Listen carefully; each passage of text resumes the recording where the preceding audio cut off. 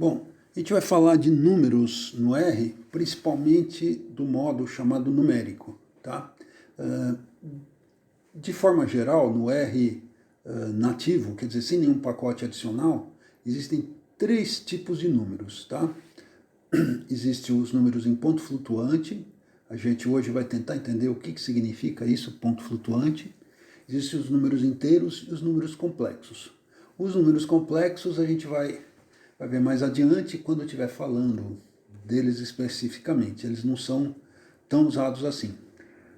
Quem são mais usados são o tipo em ponto flutuante, que é chamado numérico ou double, e os números inteiros, né, ou integer. Tá? E a ideia básica é a seguinte: o número em ponto flutuante ele é muito parecido com o número real, só da matemática, só que tem um detalhe, né?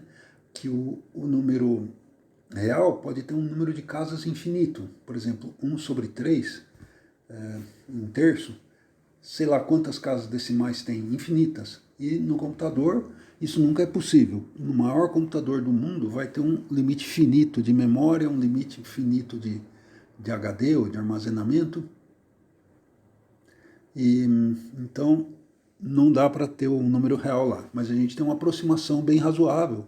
A gente já vai tentar entender como que é essa tal de aproximação.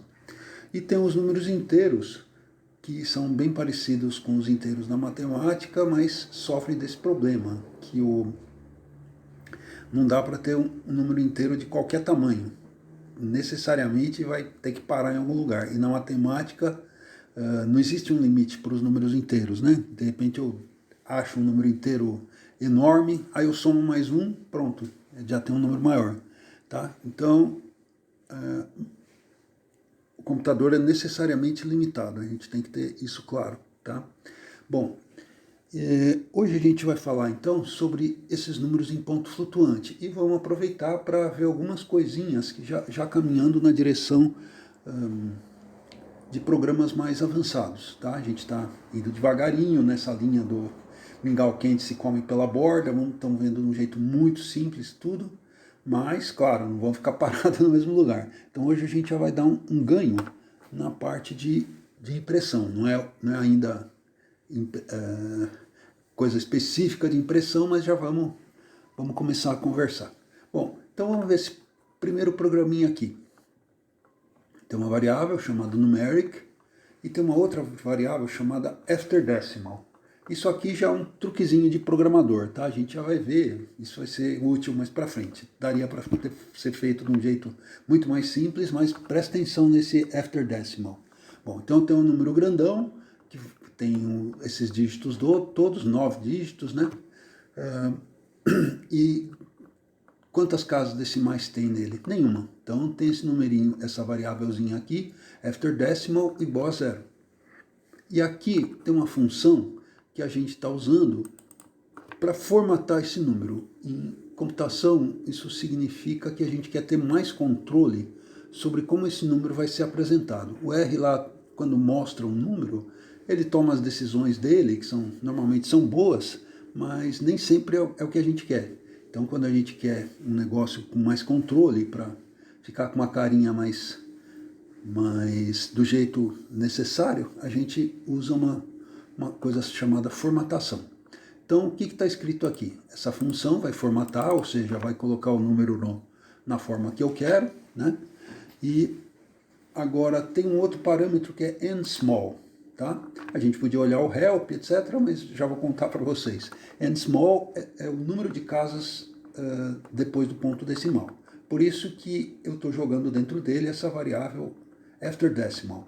Então, quando começou, não tem nenhuma casa decimal, afterdecimal igual a 0, quando eu formatar o número, beleza, vai ser apresentado sem nenhuma casa decimal. Agora, eu peguei esse número nessa linha aqui e dividi por 10. Então, já apareceu uma casa decimal, tá? E aí, claro, eu vou incrementar o afterdecimal para ter uma casa decimal. E vou formatar de novo, beleza. Bom, e assim por diante, eu vou dividir de novo por 10, quer dizer, agora no total eu dividi por 100, então tem duas casas decimais, o afterdecimal vai para 2. E aí eu vou apresentar. Então vamos rodar esse cara, como a gente está sempre rodando com eco, vamos rodar com eco e vamos ver o que acontece. Bom, nesse caso aqui, a gente precisa prestar atenção só nessa saída do format, tá bom? Então vem lá, apareceu sem nenhuma casa decimal, uma casa decimal, duas casas decimais. Tá, beleza, não é mais ou menos o que eu estava querendo. Tô vendo um número crescente de casas decimais. Só que o que está acontecendo, já está acontecendo uma coisa que eu comentei antes, quer dizer, a gente, quando está começando, fazendo programas pequenininhos, o eco é nosso amigo. Mas mesmo nesse programa que até é pequeno, só tem, a rigor, 9 linhas, né, fora os espaços em branco, esse número de coisas todas aí já está me atrapalhando.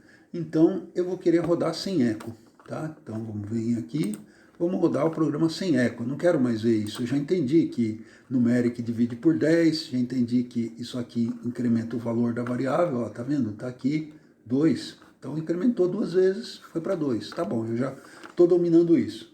Então eu não quero mais ver. Então eu vou pôr aqui sem eco. E aí? Opa, sem eco. E aí eu rodei o programa e agora não apareceu nada. Por quê? Porque toda essa saída minha do format estava dependendo do eco. Então eu desliguei o eco, não apareceu nada. E aí? Bom, então agora a gente começou a entrar em programa de gente grande. Começamos, ainda tem muita coisa, mas já estamos começando. Então essa outra versão aqui. Bom, tá tudo igual, a não ser essa funçãozinha cat. A gente já comentou em algum lugar, cat literalmente significa gato, mas aqui é outra coisa, tá? O americano tem essa mania de cortar as palavras. O que a gente deveria ler aqui é catenate, ou concatenate, ou seja, concatenar. Na verdade, ele vai concatenar duas coisas, tá vendo? Essa saída aqui do format e o caractere de quebra de linha, /n. Então o que ele vai fazer? Ele vai jogar na tela de forma concatenada a saída do format, ok? E a quebra de linha, tá bom? Então vai aparecer um resultado por linha. Então vamos rodar isso. Claro que agora sem eco, tá? Não pode esquecer, sem eco. Beleza, pronto. Então fez o que a gente queria. Eu nem mostrei com eco, porque não precisa. O programa é igual, a não ser esse format, esse cat, ok? Bom, então o que aconteceu? Aqui não tinha nenhuma casa decimal, aqui tem uma, aqui tem duas, ou seja, está avançando. Bom, o que está acontecendo aqui? Bom, pensa num número decimal que todo mundo conhece, que é a notação, como se diz, para monetária, né, para dinheiro. Normalmente o ponto decimal é fixo, com duas casas decimais, e aqui ele não está fixo. Então, justamente é isso que é o ponto flutuante. Ele é um tipo de número que permite que eu escolha onde que eu quero colocar esse ponto flutuante, desculpa, esse ponto decimal. Ou seja, ele vai flutuar. É uma expressão americana, adora uma brincadeirinha. A gente, quando fala de coisa técnica, de computação, é super sério, mas eles fazem um monte de brincadeirinha. Então, a brincadeirinha deles é essa, que o número está flutuando, ele não está fixo, tá? Não está fixo como aqui. Ele pode flutuar, ele pode ir para onde eu quiser que ele vá, tá? Na verdade, tudo dentro daqueles limites que a gente falou lá do computador, mas ainda assim dá para flutuar. Bom, então é isso, por enquanto é só isso. Muito obrigado por enquanto e até breve.